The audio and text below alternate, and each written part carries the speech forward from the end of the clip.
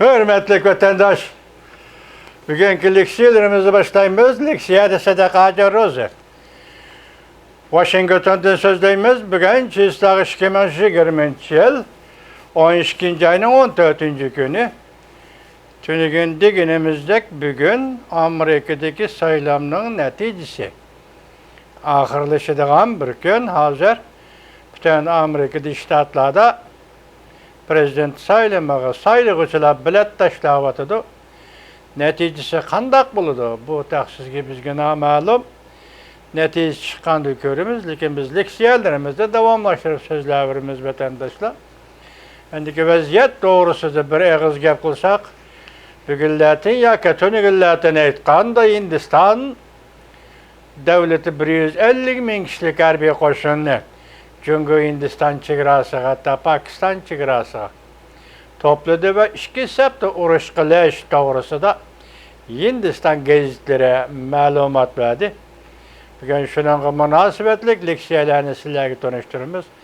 Eng muhimi tunugun sizlarga bergan bo'yicha Amerika Qo'shma Shtatlarida istihbarat idorasi bosh taftishi John Ratcliffe efendining 18. günü doklad berdiganligi to'g'risida sizlarga tunugun uchur yetkazgan edim ham shu to'g'ridagi uchurlarni men qayta sizlarga yetkazman degan edim. Men to'g'ri betni aqtirishga hojat qolmadi degan gap bugun dal John Ratcliffe beradigan doklad to'g'risida tayyorlangan bir parcha leksiyalarni vatandoshlarga topshiramiz. Mavzumunda hürmetli vatandaş, kelgüsü bir neçə gün içində o, yani John Ratcliffe, Amerika'da saylamның nəticəsini özgərtib etdiğən halqılıq adam olub qalıdı. Mavzulu xəbər 12. ayının 13. günü Vanvitor BT'de ilan qılın. Xəbər mündaq başlan. 12. ayının 12. günü Amerika'da vətənpərvərlər Washington'da və saylam talaş tartışı bulub atqan 6 ştatda zor köləmdə namayiş ötküzüb saylam qanunuğa xilaflıq qilish və məsələsidə Ali Sotqa yetib gələn ərznamılarga Ali Sotның to'g'ri muomala qilmaganligiga qarshi turdi. Şu günü prezident aeroplanga o'ltirib namoyish maydonini ko'zdan kechirdi. 12. günü tushdan keyin prezident Trump davlat mudofaa ministerining hamrohligida G'arbiy nuqta harbiy maktubida quruqlik va dengiz armiyalarining zaytun top musobaqasiga qatnashdi. O'xshashli bir vaqtda diqqat tortayotgan Amerika davlatlik istihbarat idorasining bosh taftishi John Ratcliffe TVT'ga fikr qoldirib mundaq ko'rsatdi. Dal hozir men prezident Trump bilan billa safardaman. Bugun quruqlik armiyasi bilan dengiz armiyasining zaytun top musobaqasini billa ko'rdik. Amerika'nın qurolli qismlariga hurmat bildirdik. Bu musobaqa oliy maktabda o'tkazilgan eng cho'ng musobaqadir. Yani harbiy oliy maktabda o'tkazilgan eng cho'ng musobaqadir. Tahlilchilar mundaq tahlil qildi. John Ratcliffe bir necha kun ichida Amerika va butun insoniyatning taqdiriga va'da qiladigan muhim odamga aylanib qoladi. Bu ya xabar yozuvchining gapi emas, bu faqat tahlilchilarning gapi. Tahlilchilar, obzorchilar, analizchilar gap qilyapti. Juma vatandosh nima deydi? Tahlilchilar mundaq tahlil qildi. John Ratcliffe bir necha kun ichida Amerika va butun insoniyatning taqdiriga va'da qiladigan muhim odamga aylanib qoladi. 2018 yılı 9 ayının 12 günü Amerika'nın prezidenti Trump chet ellikle Amerika'da çoğun saylamga aralashishga chetishlik prezident buyrug'i e'lon qildi.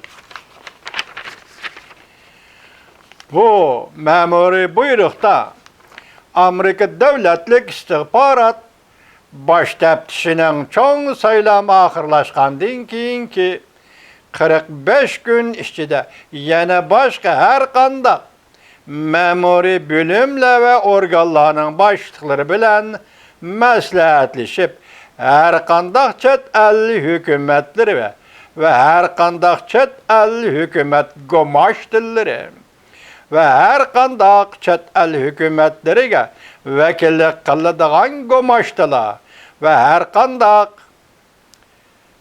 shaxsiylarning Amerikada çoğun saylamga aralashish va maqsadlarini baholab chiqish, kuzatish kerak deyilgan. 2018 yılı bo'lib o'tgan ishchima vatandosh, shu vaqtda men sizlarga mushliksiyan so'zladimmi, so'zlamadimmi esimda yo'q. Ma'muriy buyruqda prezidentga har xil huquq berilgan. Mol mulkini pechatlash va to'nitish ve alakadar üskünelerini tutup qilish qatarlıqlar.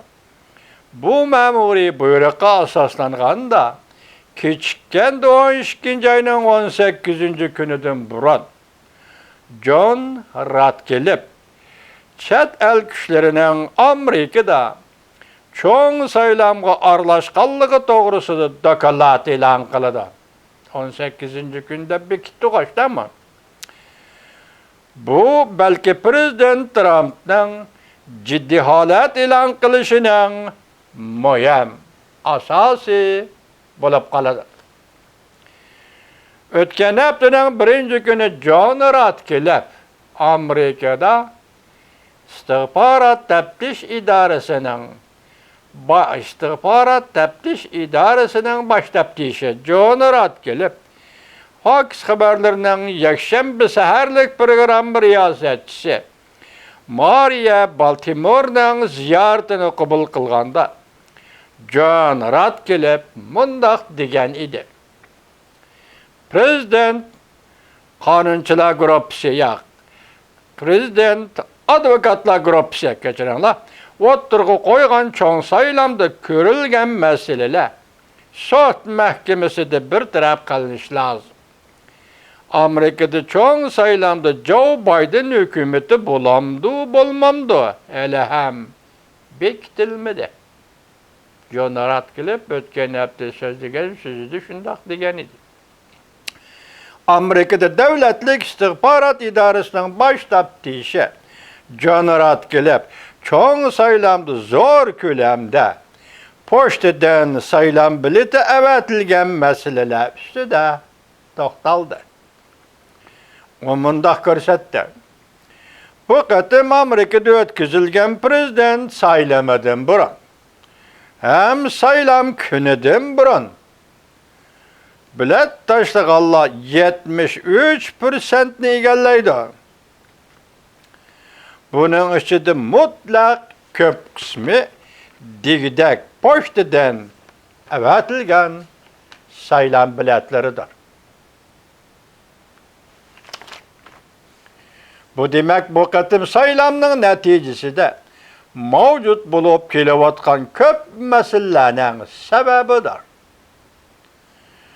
John Ratcliffe mundaq ko'rsatdi. Bu davlatda nurg'un kishilar saylam bileti adil sanalmadi deb hisobladi. Saylam jarayonida shtat darajalik o'rinlar, yerliklar darajalik o'rinlar yaxshi boshqarilmadi. Ular amdi haqliq yo'sinda bir nima deyishlari kerak.